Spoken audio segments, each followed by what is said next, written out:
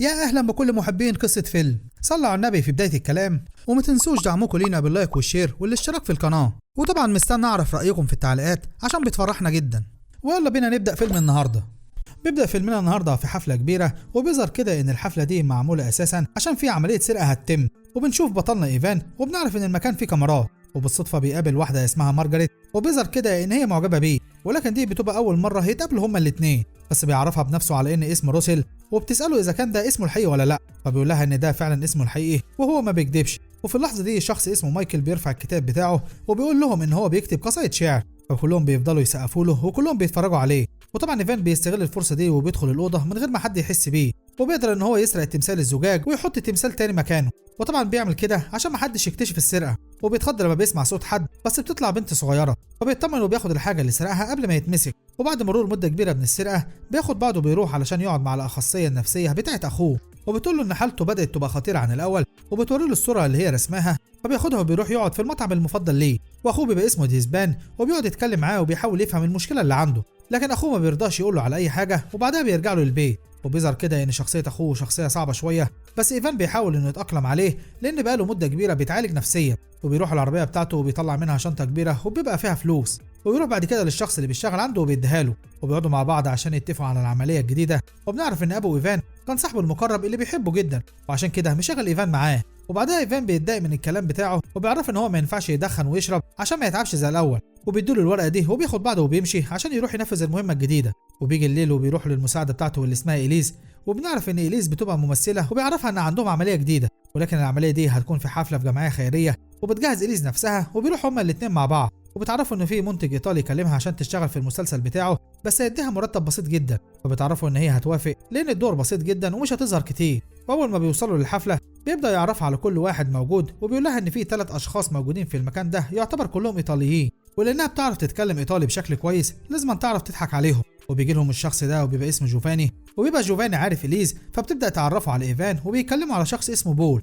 وايفان طبعا مش عارف، فإليز بتقول ان هي عرفته عليه قبل كده في حفله في نيويورك، وبتبقى طبعا بتكذب. وبعدها بيروحوا هما الاثنين يلعبوا مع بعض، وايفان بيشوف رسمه فبيقول لها ان الرسمه دي بتاعت الرسام المشهور فيليب، بس حياته اتدمرت لانه سياسي، فبيسالها هي ليه بالذات اختارت تشتغل في الافلام الرعب الايطاليه، فبتسكت وبتساله هي اذا كان عارف شخص اسمه اتون ستانز، فبيقول لها ان ده اشهر منتج في ايطاليا، فبتقول ان هو ما بيعملش حاجه في حياته غير انه بيروح من حفله لحفله. وبيجي لهم في اللحظه دي جوفاني وبيقول له إليز ان هو عاوزها تيجي معاه عشان هيعرفها على شخص غني، فبتسيب ايفان وبتمشي. وطبعا هو بيستغل الفرصه دي وبيبدا ان هو يجهز المعدات بتاعته عشان يسرق اللوحه من غير ما حد يعرف، وفي الوقت ده بيعطل كل كاميرات المراقبه. وتاني يوم بياخدها وبيروح للمدير بتاعه، واللي لما بيشوفها بيقول ان هو حاسس ان في طفل صغير هو اللي رسمها، فبيعرفوا ان هي لو اتباعت في المزاد هتتباع بفلوس كتيره، وبيقول له كمان ان هي حوالي تتباع ب5 مليون. والمدير بتاعه بيقول له ان هو هيديله 20,000 دولار، فطبعا ايفان بيعترض وبيقول له انا هاخد 50,000، فبيوافق المدير وبيبدا يتفق معاه على العمليه الجديده. والعمليه الجديده هتكون للوحه ذاتيه، واللي عملها ادلوف هتلر، وانه هيلاقي شخصين عايزين يشتروا اللوحه دي،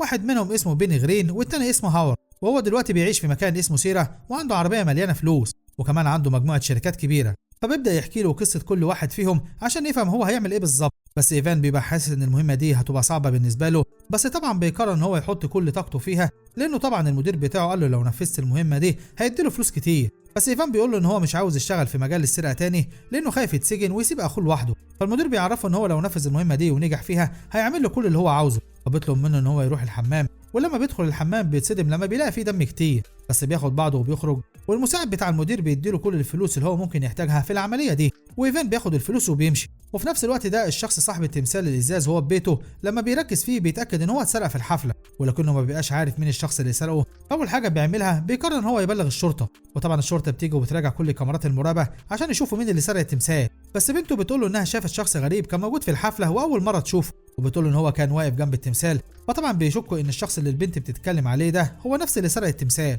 وطبعا الشرطي بيخلي رسام مشهور بيرسم شكل ايفان بعد ما البنت الصغيره بتوصف شكله، فعلا الرسمه بتطلع شبه ايفان بالظبط. وطبعا الشرطي بيقرر ان هو يدور عليه، وبيجي الليل وبيبدا ايفان ان هو يجهز للعمليه الجديده اللي المدير قال له عليها، ولما بيروح للبيت بيلاقي فيه كلاب كتير، فبيرمي لهم لحمه مخدره. واول ما بيدخل البيت صاحب البيت واللي اسمه هاورد بيحس ان في حاجه غريبه، ولانه ما بيسمعش صوت الكلاب بتوعه اول حاجه بيعملها بياخد البندقيه بتاعته عشان لو في حرامي يخلص عليه. ولكن طبعا ايفان بيبقى اذكى من هاورد، لانه بكل سهوله بيدخل البيت وبيسرق اللوحه وبياخد بعضه وبيمشي من غير ما حد يشوفه، وبيرجع البيت وبيتفاجئ لما بتجيله إليز وبتبقى عايزه تدخل لكنه ما بيرضاش يدخلها، وبياخدها بره وبيخرجوا وبيسهروا سوا. وبتعرفوا ان كان في مخرج ايطالي حاول ان هو يتقرب منها، بس هي دخلت الحمام واستخبت وشافت عقد غالي فاخدته وهربت. وطبعا هو عرف ان هي اللي سرقت العقد ده، ودلوقتي هي عايزه ترجعه باي طريقه. وتعرفوا ان من ساعه ما سرقت العقد ده وحياتها بقت زي الجحيم، لانها ما بقتش تشتغل زي الاول، وبحكم كمان ان هو مخرج مشهور خلى كل المنتجين ما يدوهاش شغل نهائي. وبتعرفوا ان هي قالت له انها هتحاول تجمع ثمن العقد، ولكن بيبقى لسه فاضل 200,000 دولار،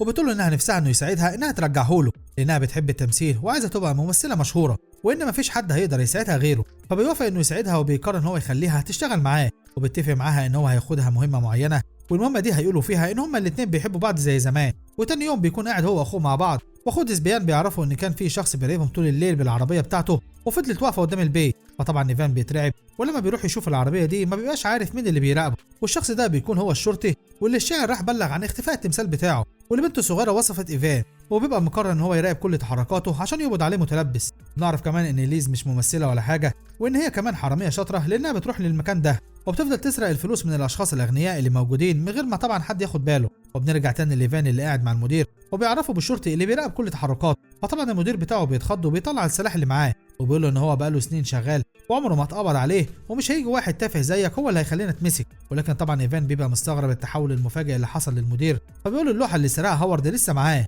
فطبعا المدير بيخاف وبيقول ان هو بس بيعمل له اختبار صغير، وبيديله مهمه تانية عشان ينفذها، وهي انه يسرق تمثال ويسلم له التمثال واللوحه مع بعض، وبيديله الورقه فيها كل المعلومات اللي هيحتاجها عشان يسرق التمثال. وبيجي الليل وايفان بيشوف الشرطي وهو بيراقبه، فبيروح له بيساله عن سبب اللي بيخليه يراقبه مع انه اساسا ما عملش حاجه، فبيعرفه ان هو شرطي ومعاه ادله كتيره تخليه يقبض عليه بكل سهوله. وبيوري له الصوره اللي البنت الصغيره وصفتها له بالظبط، لانها شافته وهو بيسرق التمثال الزجاجي من بيته. وبيعرفوا كمان ان هو ممكن دلوقتي بكل سهوله يقبض عليه وما يخليهوش يخرج من السجن نهائي، بس بيتفاجئ لما بيقول ان هو مش هيقبض عليه لانه اساسا مش هيفيده في اي حاجه. وبيكون الشرطي عاوز يقبض على المدير بتاعه واخوه لان هم السبب في كل حاجه بتحصل، وبيديله الكارت بتاعه وايفان بياخده وبيمشي. وبعدها بيبقى قاعد مع اليس في العربيه وبتساله اذا كان هو اللي سرق اللوحه بتاعه المنتج البريطاني ولا لا، لانها بتكون اختفت بعد ما هو مشى على طول من مكان. وفي الاول بيكذب عليها بس بيضطر ان هو يقول لها على كل حاجه، وبيعرفها ان المدير اللي هو صديق ابوه من الطفوله هدده ورفع عليه السلاح لما عرف ان في شرطي بيراقبه. ولكن اليس بتقرر ان هي تساعده في اي حاجه هو عاوزها. وتاني يوم بعد ما ايفان بيخرج من البيت بتاعه بيجي شخص تبع المدير اللي هو بيشتغل عنده، وبيفضل يدور على اللوحه اللي هو سرقها من بيت هاورد، بس بيلاقي خزنه كبيره وبيحاول ان هو يفتحها، ولما ما بيعرفش بياخدها معاه وبيروح لمكان معين وبيستخدم كل المعدات بتاعته، بس بيتصدم في الاخر لما بيفتحها وما بيلاقيش جواها اي حاجه. وبيجي الليل وايفان بيروح للشرطي وبيقرر ان هو يروح يتفق معاه على كل حاجه هو عاوز يعملها، حتى كمان هو مستعد انه يخليه يقبض على المدير واخوه. وبيبقى بيعمل كده بعد ما ادرك خلاص ان المدير استغنى عنه وممكن دلوقتي يقتله في اي لحظه، وبيتفقوا هما الاثنين على خطه معينه عشان يعملوها. وفي نفس الوقت ده بيبقى اساسا ايفان متفق مع ليز ان هي تروح للمدير وتضحك عليه ويخليها تستدرجه، وفعلا بتنجح انها تعمل كده لانها ممثله شاطره. وبتاخد العربيه بتاعته وبيبقى السواق ديسبان اخو ايفان، وبيروح بعد كده على البيت. وطبعا اليز بتحاول على قد ما تقدر انها تخلي المدير يشرب من المشروب اللي فيه المنوم، ولكنه بيرفض تماما ان هو يشربه. واول ما بيجي ديسبان بيفضل يضرب فيه لانه عارف ان هو اخو ايفان وان هما الاثنين عاملين عليه خطه، وبيقولها ان ايفان مش هيعرف يجي وينقذها لانه مات. بس بيتفاجئ في اللحظه دي ان ايفان بيجي وبيرفع عليه السلاح، ولكن المدير بياخد المشروب واول ما بيشربه وشه بيحمر وبيموت على طول. وطبعا المشروب ده بيبقى محطوط فيه كميه كبيره من المخدر الا لو اي شخص يشربها ممكن يموت على طول. وبعدها بيتصل على الشرطي وبيعرفه على كل حاجه حصلت، وبيقول له كمان ان هو هيلاقي جثه المدير موجوده في البيت، ولما الطب الشرعي بيكشف عليها هيعرف ان هو مات بسبب جرعه زياده من الكوكايين. الشرطي بياخد بعضه وبيروح للمدير وبياخد منه كل التحف اللي هو كان سارقها بمساعده ايفان. وطبعا الشرطي بيبقى متضايق لانه مش هيعرف يمسك حاجه على ايفان لان كل المكالمات اللي ما بينهم هما الاثنين كانت متسجله. وبعدها ايفان بياخد بعضه وبيروح يدي للمخرج 200,000 دولار، وبيضربه وبيعرفه ان لو ما رجعش اليس تشتغل معاه تاني وتبقى ممثله مشهوره هيخلص عليه. وبيبقى كده كل واحد فيهم وصل لهدفه. ولكن ايفان واليز مع ان كل واحد فيهم بيبقى عنده موهبه معينه ونجح في شغله، بس الاثنين بيبقوا برضه بيحبوا السرقه. وتاني يوم بيروحوا الحفله الموسيقيه عشان يكملوا اللي هما بيعملوه، وبيقرروا بقى ان هما يسرقوا شخص غني جدا موجود في المكان. وبكده بيكون فيلمنا خلص النهارده. ما تنساش تعمل لايك للملخص لو عجبك، وما تنساش تعمل اشتراك في قناه قصه فيلم عشان يوصلك الملخصات الجديده، وما تنساش تعمل فولو لصفحه قصه فيلم على الفيسبوك، هسيب لك الرابط بتاعها في البايو تحت. سلام.